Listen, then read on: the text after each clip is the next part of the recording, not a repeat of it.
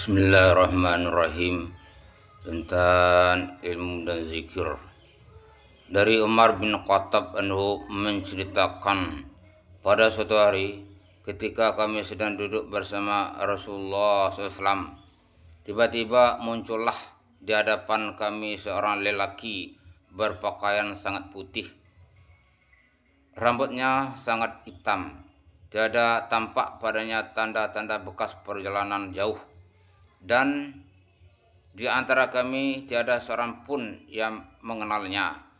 Ia terus berjalan sehingga duduk di hadapan Nabi SAW dan menyandarkan atau menempelkan lututnya pada lutut Rasulullah SAW serta meletakkan kedua telapak tangannya di atas bahu Rasulullah SAW. Lalu berkata, "Wahai Muhammad, beritakan padaku tentang Islam." Rasulullah SAW bersabda, "Islam adalah engkau bersaksi bahwa sanya tiada yang berhak disembah selain Allah, dan sesungguhnya Muhammad adalah utusan Allah. Mendirikan sholat, membayar zakat, berpuasa pada bulan Ramadan, dan menunaikan haji ke Baitullah jika kamu berkemampuan untuknya." Dia berkata, "Engkau benar." Umar berkata, "Kami merasa heran terhadapnya." Dia yang bertanya, dia juga yang membenarkannya. Kemudian dia berkata, "Beritakan padaku tentang iman."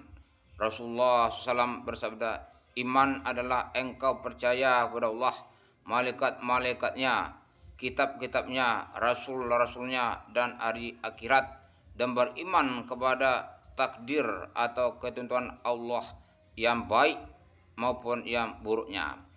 Dia berkata, "Engkau benar." Dia berkata lagi, "Beritakan padaku tentang ihsan." Rasulullah SAW bersabda, "Ihsan adalah engkau beribadah kepada Allah seolah-olah engkau melihatnya. Jika engkau tidak dapat melihatnya, maka sesungguhnya dia selalu melihatmu." Kemudian dia berkata, "Beritakan padaku tentang hari kiamat, kapan akan terjadi?" Rasulullah SAW menjawab, "Yang ditanya mengenainya tidaklah lebih mengetahui daripada yang bertanya." Kemudian dia berkata, "Beritakanlah padaku tentang tanda-tandanya." Rasulullah SAW bersabda, "Seorang wanita hamba sahaya akan melahirkan majikannya. Engkau akan melihat orang-orang yang biasa tak beralas kaki, bertelanjang badan, hidup miskin, dan para pengembala kambing bermegah-megahan dalam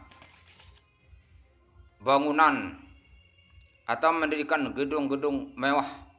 Umar berkata, "Setelah itu dia pergi dan saya pun tinggal beberapa lama bersama Nabi SAW. Kemudian Rasulullah SAW bertanya padaku, 'Hai Umar, tahukah kamu siapakah yang bertanya tadi?' Umar menjawab, 'Allah dan Rasulnya yang lebih mengetahui.'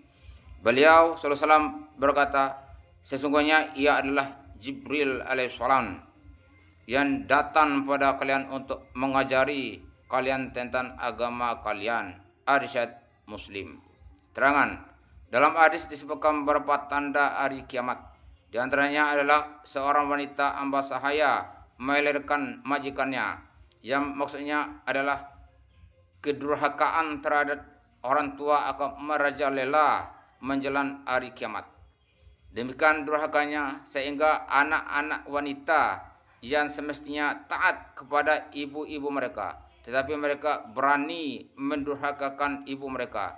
Bahkan lebih dari itu, yaitu mereka merasa lebih berkuasa atas ibu-ibu mereka, sebagaimana layaknya seorang nyonya yang memerintah hamba sahaya wanitanya.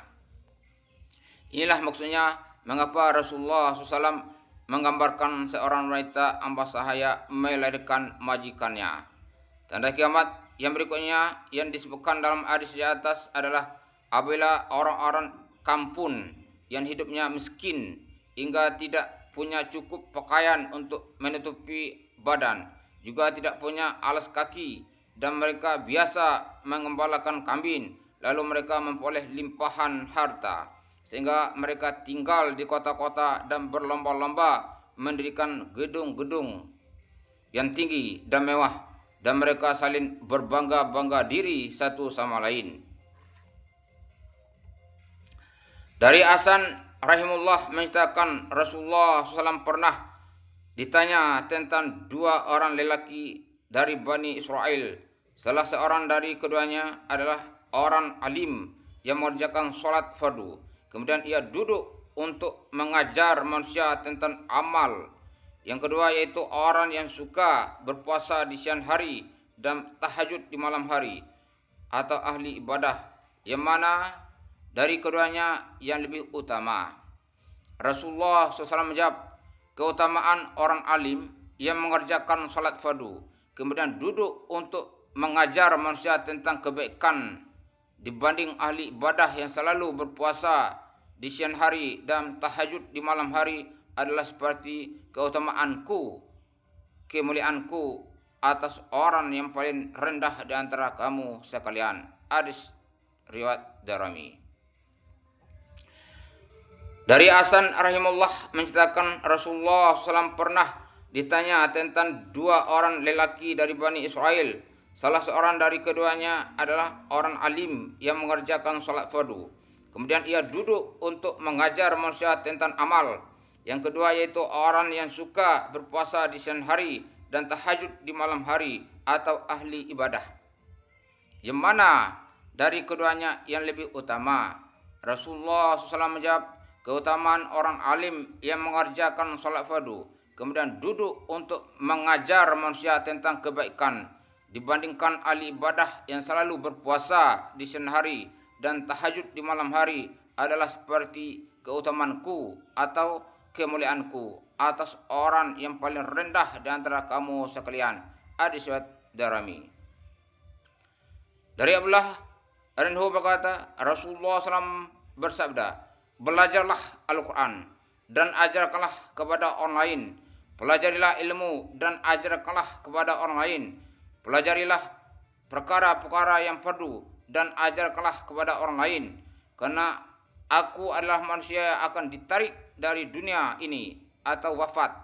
Dan sesungguhnya ilmu pengetahuan juga akan segera diangkat, sehingga suatu saat nanti dua orang akan berselisih atau tidak sependapat tentang perkara yang fardu karena kurang pengetahuan, sedangkan tidak ada seorang pun yang memberitahukan dengan benar kepada keduanya tentang perkara fardu tersebut. Hadis Baihaqi. Alhamdulillah, apa saja yang diterangkan mudah-mudahan diridhoi oleh Allah SWT dan berkuasa untuk menyampaikan kepada lain. Amin.